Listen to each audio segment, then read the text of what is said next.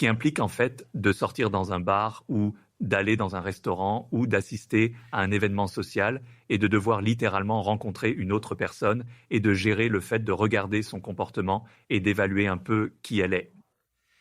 C'est un muscle auquel tu dois prêter attention à la communication non verbale. Et si tu es juste, tu sais, en train de parcourir les emojis ou de naviguer sur les applications de rencontres, ce muscle s'atrophie complètement. Pouvoir t'as pas. Tu ne déchiffres rien. Et c'est ce qui arrive à beaucoup de gens qui utilisent ces applications. Les compétences sociales sont comme n'importe quelle compétence. Il faut les développer. Développe ce muscle. Remarquez ça dans votre vie. Si vous avez traversé une période où vous vous retirez un peu, où vous ne voulez pas être entouré de gens, et que vous passez un mois comme ça, puis que vous sortez, vous vous sentez mal à l'aise. Il te faut s'habituer à être avec d'autres. Tu dis des bêtises. Ton corps est maladroit. Mais si tu es dans une situation pendant des mois où tu interagis constamment avec des gens, tu es sur un plateau de tournage et jour après jour, cette compétence commence à se développer. Dehors, dans le monde. Interagis, observe les émotions, évalue en direct. Nous ne sommes pas faits pour les rencontres virtuelles. Des êtres de chair et de sang. Et nous devons nous regarder dans les yeux et prêter attention à tous ces petits détails, ces nuances que l'on peut seulement percevoir en personne. Dans cette lignée, quelles sont tes réflexions sur l'intelligence artificielle et comment cela va façonner notre sens de soi, notre sens des autres et nos relations? Comme si c'était un sujet qui pourrait être abordé en quelques minutes. Mais quels sont tes principaux contours, peut-être même des pensées plus profondes sur l'intelligence artificielle? Eh bien, je vais vraiment énerver beaucoup de gens, mais je suis quand même très préoccupé par ça. J'ai mentionné auparavant l'anxiété, le rôle que l'anxiété joue dans la pensée. Tu tombes sur une idée et tu te dis « ouais, c'est tellement bien », puis tu passes au niveau suivant et ça devient mieux. Oh, tu te dis « c'est pas bien », passe au suivant. Tu vas au niveau 3, ça s'améliore. Anxieux. Un autre aspect de l'intelligence est la conscience de soi, n'est-ce pas? Regarde-toi et dis-toi « j'ai des biais ». Biais de confirmation, biais de conviction, biais de récence. Je dois contrebalancer ces choses. J'ai aussi un côté sombre, j'ai l'énervement. Je dois voir comment ils influencent ma pensée, mes émotions. La troisième qualité qui entre dans l'intelligence, je parle maintenant de l'intelligence, pas de l'artificiel. L'intelligence, c'est gérer l'angoisse et monter d'un niveau. Regarder en soi pour voir ses biais, voir l'image globale. Le genre de moment aha que les scientifiques ont, où vous accumulez toutes sortes de points de données, et puis, comme par magie, une image vient à votre esprit de « ouais, il y a la réponse ». Tu vois l'ensemble, tu vois la totalité, n'est-ce pas? Simone Wiesel l'a comparé à un cube carré. On ne peut voir un cube que d'un côté, ou on ne peut jamais voir un cube carré. Voir un côté. Si ça tourne, tu ne vois toujours que des côtés. Dans ta tête, tu imagines tout. Alors l'esprit doit passer par un processus pour avoir une pensée holistique. S'ils peuvent inventer une machine qui peut gérer l'anxiété et qui a de l'anxiété et qui peut atteindre le niveau 3, s'ils peuvent créer une machine qui peut être consciente d'elle-même, qui peut dire « les personnes qui m'ont programmé ont des biais, donc j'ai des biais.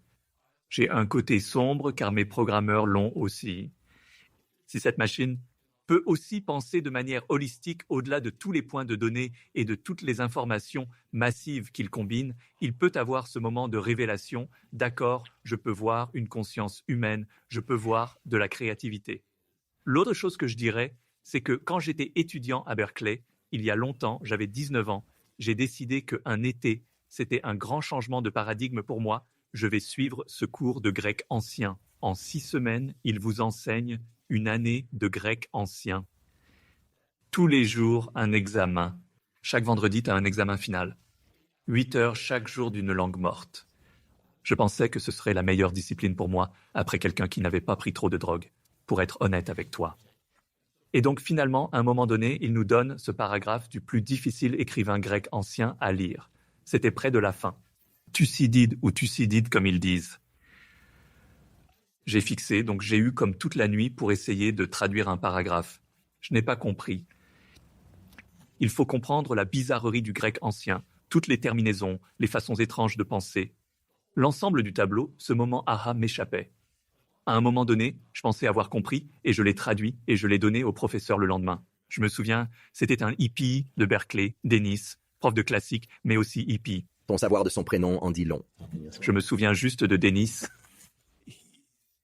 Il a dit « Robert, je vois ta réflexion, mais tu dois aller plus loin. » Raté. Tu n'as pas eu ce déclic, tu n'as pas tout assemblé. Tu étais proche, mais non, tu dois faire plus d'efforts. Et ça m'est resté en tête pour toujours. Chaque fois que j'ai un problème, je dois réfléchir plus. Je dois monter d'un niveau. Maintenant, que se passerait-il si je sortais ma traduction de Thucydide et que je la copiais, n'est-ce pas? Ou qu'est-ce qui se serait passé si je l'avais passé par ChatGPT et qu'il m'avait donné la traduction? Ce muscle dans mon cerveau, développé depuis 40 ans, me permet d'écrire des livres. Et ce muscle, je ne sais pas la réponse ici. Je dois changer de niveau. Je dois forcer, je pense. Penser. Je dois avoir ce moteur qui ronronne, n'est-ce pas? Mais si je me contente de saisir pour ChatGPT, c'est mort. Et puis, on aura une génération qui arrête de penser, qui ne suit pas ce processus. Tu sais, tu connais Douglas Hofstadter, je pense. Il a dit que les gens s'entraînent pour aller au mont Everest. Cela prend des mois. L'effort, c'est douloureux.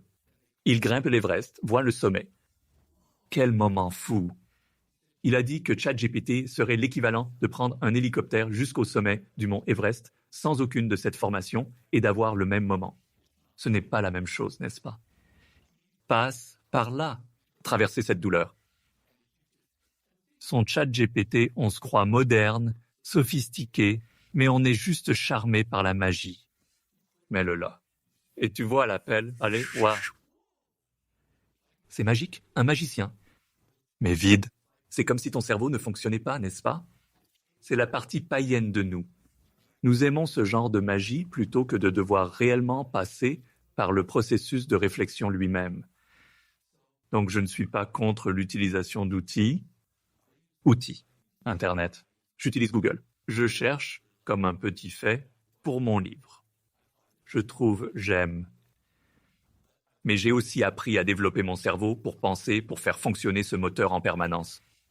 Je suis inquiet pour ceux qui n'apprennent pas de langue, ne maîtrisent rien et prennent la première réponse, etc.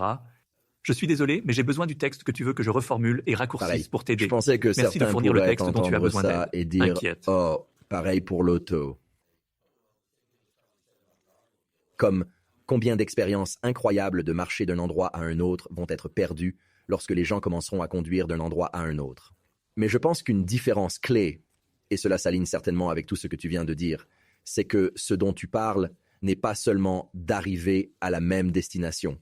Tu dis que la destination elle-même est différente quand on fournit un effort et qu'on éprouve une certaine anxiété pour y arriver. Donc ce n'est pas la même chose que l'automobile par rapport au cheval, par rapport à la marche, par rapport à l'avion. Ouais, c'est fondamentalement différent parce que le voyage transforme le résultat. Oui, ouais.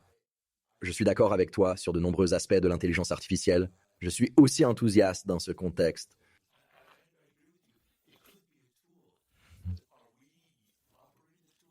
D'accord. Outil peut-être. Mais est-ce Je que suis nous un peu utilisons inquiet l'outil, aussi, ou surtout est-ce dans que le l'outil contexte nous de utilise? ce dont nous C'est avons de cela parlé dont je pendant parle. la majeure partie de la discussion d'aujourd'hui à propos des avatars qui remplacent nos personnalités en ligne trop. Tu sais, l'avatarisation de nous-mêmes est déjà en cours à travers des filtres, à travers la réduction de l'expression émotionnelle à des emojis, à travers la réduction du langage à un nombre diminué de mots pour expliquer ses sentiments. Tu sais, un ancien invité de ce podcast, Lisa Feldman Barrett, qui est une experte en émotions, a parlé de la façon dont le moment où une culture a un mot pour un sous-ensemble particulier, sentiment anxieux. Donc, elle m'a appris qu'en japonais, il y a un mot pour la tristesse d'une mauvaise coupe. Et donc, cela normalise le sentiment et conduit à des sentiments de moins de désespoir, Ouais, je sais. contrairement à ce que maintenant beaucoup d'enfants en particulier ont appris en grandissant, à savoir que je suis anxieux, je suis triste, je suis déprimé. Généralistes et spécialistes en sciences. Ils débattent depuis des années si c'est une seule structure cérébrale. Eh bien, si je nomme ces deux choses côte à côte, deux choses différentes, non seulement je peux en nommer une d'après moi, ce qui a tendance à se produire, pour ainsi dire, Mais quand vous avez trop de généralistes ou trop de spécialistes, les choses sont soit trop simples, soit trop complexes, ce qui bien sûr est la bonne réponse, la meilleure utilisation de la nomination des choses. Au milieu. Un domaine progresse comme ça. Si tu regroupes trop, il ne progresse pas. Tu te donnes l'illusion que ça progresse, mais ça ne progresse pas. Mais si tu divises tout en 1000 sous-catégories, comme adrénaline, aussi appelée épinéphrine, les gens se disputent pour le mérite. Fou. Et ça a confondu les gens pendant des décennies. Ouais. Et il y a une autre histoire, je sais trop sur les scientifiques, et il y avait un triangle amoureux. À propos de nommer des parties du système nerveux, oh ouais, les infidélités et triangles amoureux ont créé plus de drames en science. Je pourrais faire 1 heure là-dessus. Dans tous les cas, ce que j'entends de toi, c'est que nous ne pouvons pas nous permettre de perdre notre sens de la nuance. Et aussi parce que ce sens de la nuance puise dans ce que nous vivons vraiment. Et l'intelligence artificielle menace cela, que nous puissions devenir des avatars de nous-mêmes.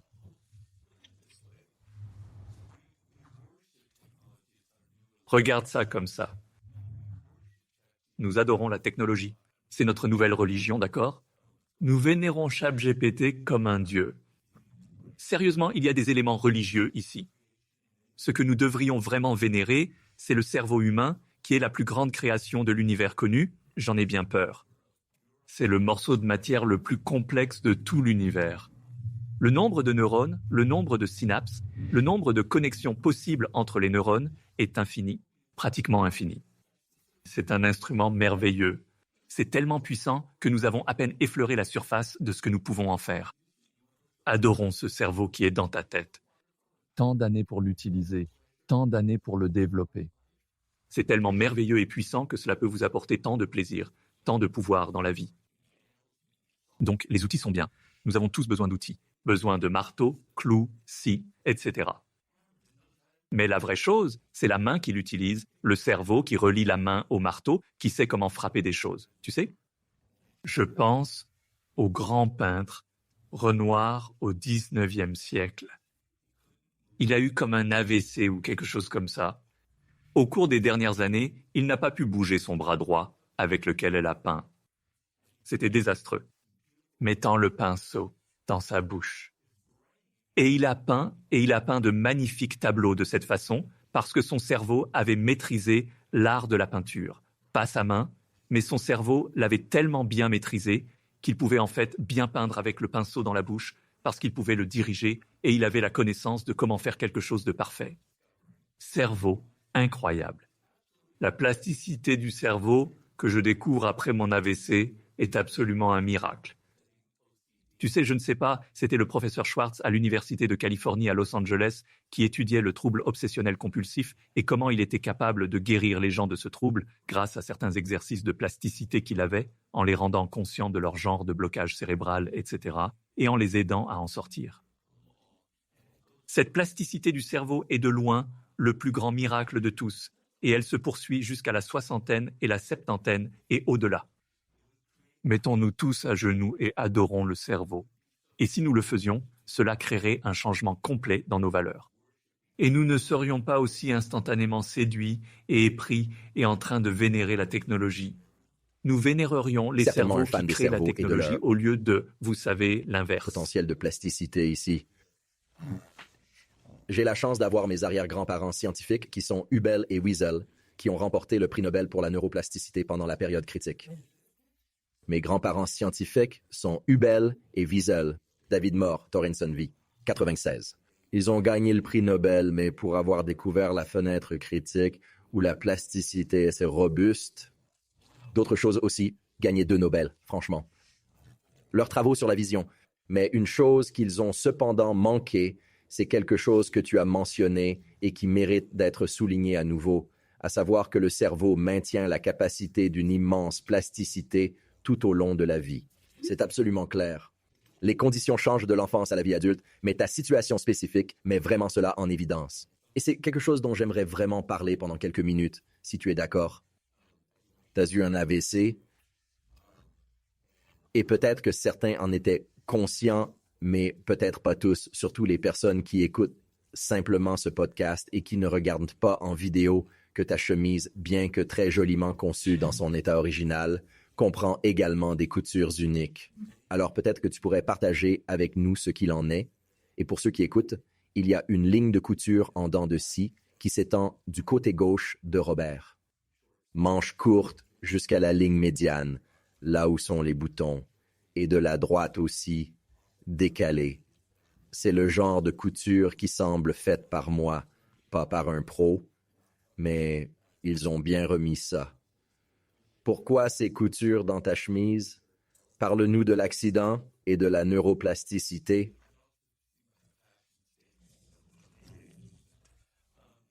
Ça pourrait aussi sembler être une déclaration de mode, tu sais, mais en réalité, ce n'est pas le cas. C'était en mai 2018. C'était mon anniversaire et ma femme m'a offert cette chemise. J'ai un amour pour les carreaux. C'est comme, je ne sais pas pourquoi, j'adore les motifs. J'adore les Interrompre un tartans. instant. C'est Pardonne-moi, écossais tout le en monde moi. va être fâché que j'ai interrompu. Sais-tu qu'il existe un circuit fondamental dans ton cortex visuel conçu pour détecter les motifs en tartan? D'accord, parlons-en. C'est serré. Lié à votre capacité à percevoir le Je mouvement. sais pas. Vraiment? Ouais, on en reparle plus tard. Mais ouais, donc on en parlera juste comme un indice. D'accord, revenons à ton anniversaire.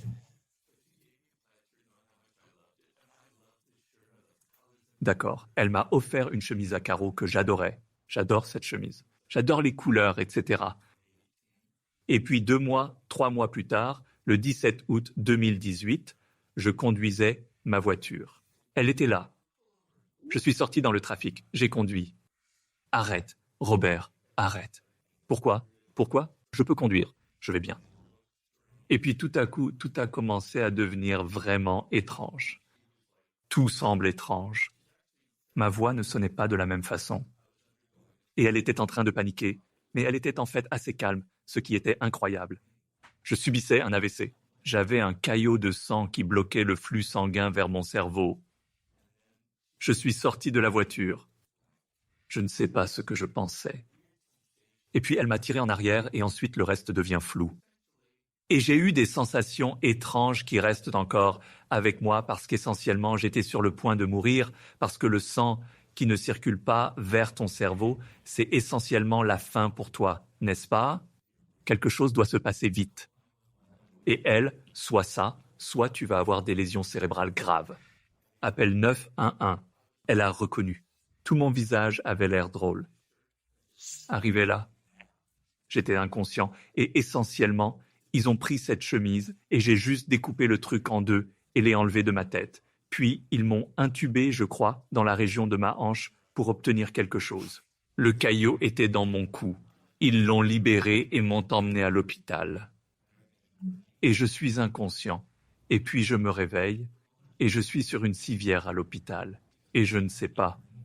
Pendant un moment, je pense peut-être que je suis mort.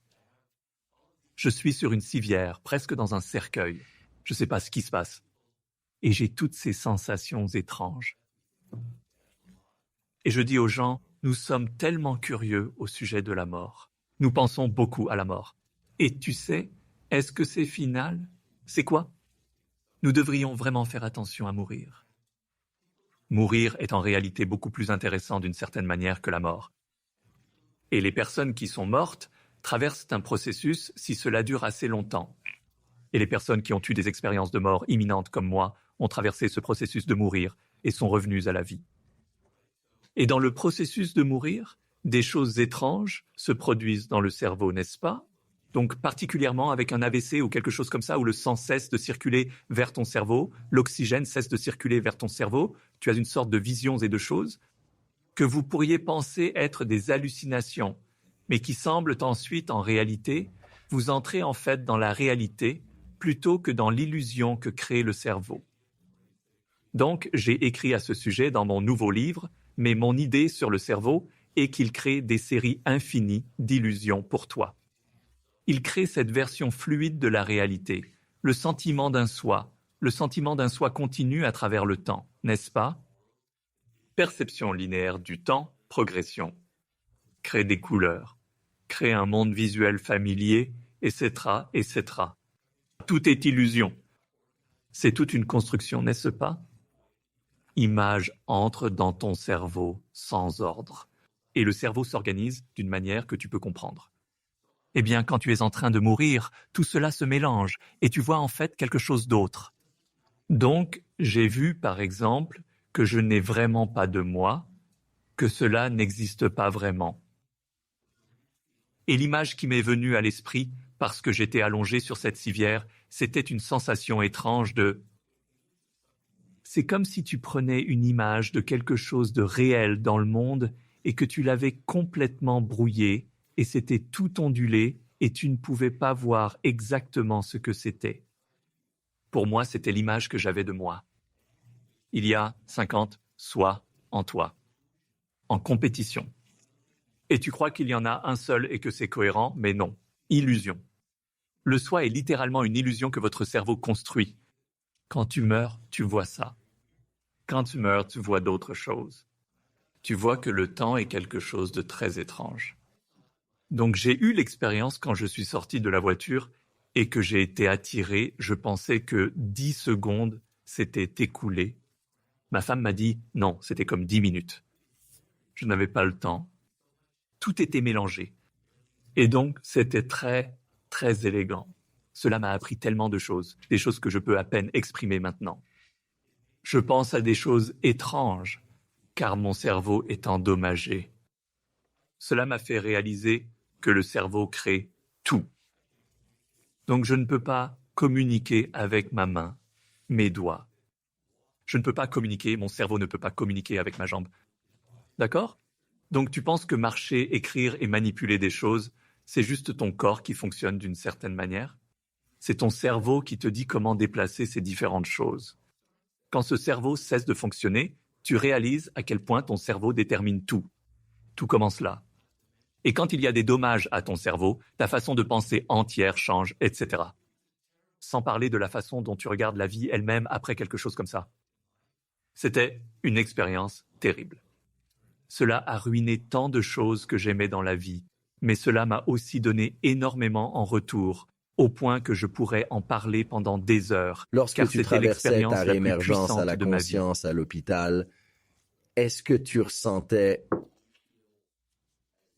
comme si tu voyais plusieurs versions de toi, est-ce que tu te sentais derrière le circuit de ton cerveau, observant comment tu fonctionnes?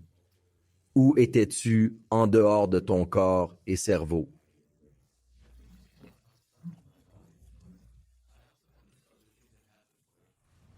Je crois que c'était hors de moi.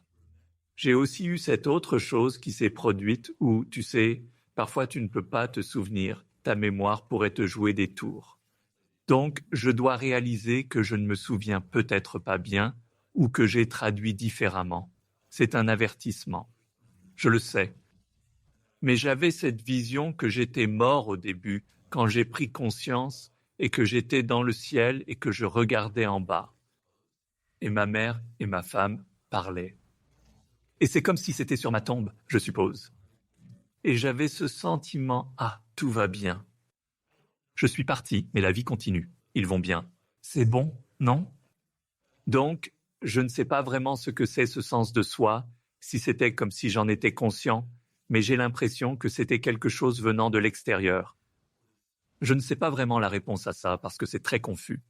L'autre sentiment que j'avais était la vie, pendant l'AVC, s'échappait de moi et mes os devenaient mous, mous, mous. Et je ne peux vraiment pas expliquer cela de manière logique, la sensation des os qui s'adoucissent et se dissolvent. Mais pendant des semaines et des mois après, je pouvais accéder à ce sentiment de mes os qui se dissolvaient, etc. C'était un ressenti de toute votre énergie qui s'épuise et vous êtes littéralement en train de mourir, donc lire des livres sur les expériences de mort imminente parce que c'est une grande partie de mon prochain livre. Mon Dieu, c'est fascinant. Il y a tant de choses tellement content intéressantes que à tu aies explorer parce que cela nous survécu à enseigne ton tellement. AVC, que ta faculté mentale ne soit pas plus reconnaissante que moi. Je ne le suis probablement pas, mais je suis quand même très reconnaissant. Donc, cela illustre juste à quel point tu dois être reconnaissant d'avoir maintenu, sinon, faculté mentale. Tu sembles très vif. Je te promets, tu rates pas. On se demande toujours, hein? En fait, une peur courante est de perdre la tête ou la mémoire, sans s'en rendre compte. Tu sais, j'ai de la famille qui m'a demandé que si jamais ils montrent des signes de démence sévère, que je mette fin à leur jour, ce que je ne ferai pas. Pas ma place ici. Mais je pense que c'est une peur commune parmi les gens. Mais tu es toujours extrêmement vif, et Dieu merci pour ça. Et tu as mentionné que bien que tu aies perdu certaines capacités, une nouvelle appréciation et de nouvelles capacités ont émergé. Partage ce que ça signifie pour toi. Parce que je pense que lorsque l'on entend parler de quelqu'un ayant subi un AVC, nous avons tendance à nous concentrer sur ce qui manque, mais clairement cela a également été une expérience transformative de manière positive.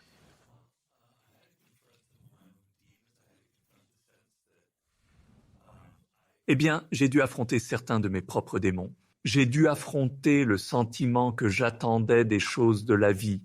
Et ici, elles sont prises. Et je suis un peu ingrat d'être en vie. Et là, je suis énervé parce que ça me prend 10 minutes à lasser mes chaussures et je ne peux pas vraiment boutonner ma chemise. J'ai appris ce qui compte et à être patient. L'autre chose, c'est que j'adorais faire de la randonnée. Je faisais beaucoup de sport. Je suis à ma fenêtre et je vois des gens courir, faire du vélo, promener leurs chiens. Je suis jaloux. Si je pouvais promener un chien en ce moment, je serais la personne la plus heureuse au monde. Mais ensuite, je pense, peut-être pas sain, qu'ils ignorent combien c'est génial de promener un chien. Mais j'en suis conscient. Alors quand je sors dans mon jardin et que je ne peux pas marcher et que je vois, vous savez, je sais que ça va sembler vraiment trop sentimental, mais je vois, vous savez, des papillons ou des choses dans mon jardin, je me dis waouh, c'est incroyable. Tu sais, des choses comme ça que je ne pouvais pas apprécier avant. Parce que je suis sédentaire et que je ne peux pas bouger, je dois soudainement faire attention à ce qui m'entoure, ne pas le prendre pour acquis et trouver et tirer tout le plaisir que je peux en tirer. Alors maintenant, quand je suis assis à mon bureau pour écrire mon nouveau livre, c'est 4 heures, parce que c'est tout ce que je peux supporter. Peut-être 3 parfois, ces 4 heures sont comme un tel bonheur pour moi. J'apprécie vraiment cela maintenant parce que je sais que mon cerveau était presque parti, n'est-ce pas? Cela m'importe beaucoup. Et juste être en vie, tu sais, c'est juste une expérience merveilleuse. J'ai un chapitre dans mon nouveau livre intitulé « Éveillez-vous à l'étrangeté d'être en vie ». Et c'est le fait que si vous y pensez, et à quel point il est peu probable que nous, les humains, ayons évolué du tout, même que nous existions. Tous les goulets d'étranglement de l'évolution, comme la disparition des dinosaures et l'émergence des mammifères, mais 20 autres énormes goulets existent dans l'histoire de l'évolution. Passez par là. On a failli disparaître il y a 80 000 ans à cause d'un virus. Il n'y avait que 8 000 humains sur Terre. Ces choses-là. Et nous voilà avec des réunions Zoom, etc., etc. C'est l'histoire la plus étrange, au-delà de la science-fiction. Mais personne n'y pense. Personne ne se dit « Dieu, je suis en vie ». Si tu retournes à la chaîne de personnes qui ont dû se connecter et avoir des enfants menant à tes parents, la probabilité que tu sois jamais né est astronomique. Je veux dire, sauf si ma science est fausse, tu sais. 70 000 générations de personnes se rencontrant, etc., finissant finalement dans votre ADN. Je veux dire, à moins que je ne manque quelque chose, c'est plutôt peu probable, mais personne n'y pense. Eh bien, j'y pense certainement maintenant parce que j'ai failli mourir. Rien d'autre à penser. Je dois divertir mon cerveau de la manière dont Milton Erickson devait se divertir en observant les gens. Donc, cela m'a beaucoup enlevé. Je nage pas. Je fais du vélo couché. Adoré. Grand-mère de 80 ans me double. Merde, comme c'est horrible. Envie. Mon insécurité monte. Mais alors je réalise, et je suis comme sur un bateau. Je vogue, merveilleux, dehors. Je dois passer par ces processus. On dirait que Mais tu je as dû pense que cela t'adapter m'a à un nouveau développé d'une rythme de manière vie. qui, au final, Comme est l'ancien très film avait un positive. certain nombre d'images par seconde, ce film a un certain nombre d'images par seconde, mais qu'à l'intérieur de ce nombre d'images par seconde, il y a des cadeaux à découvrir que tu as certainement manqué dans ta version précédente de toi-même. C'est bien ça?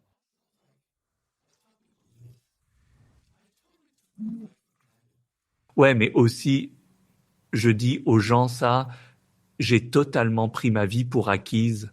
Je nageais tout ce temps, c'était fantastique, je faisais du vélo, je voyageais, mais je ne me suis jamais assis et pensé « Waouh, c'est merveilleux, comme c'est précieux, ça pourrait m'être enlevé ». Je dis aux gens « Ne fais pas ça à toi-même, apprends-leur. Cela peut vous être enlevé demain.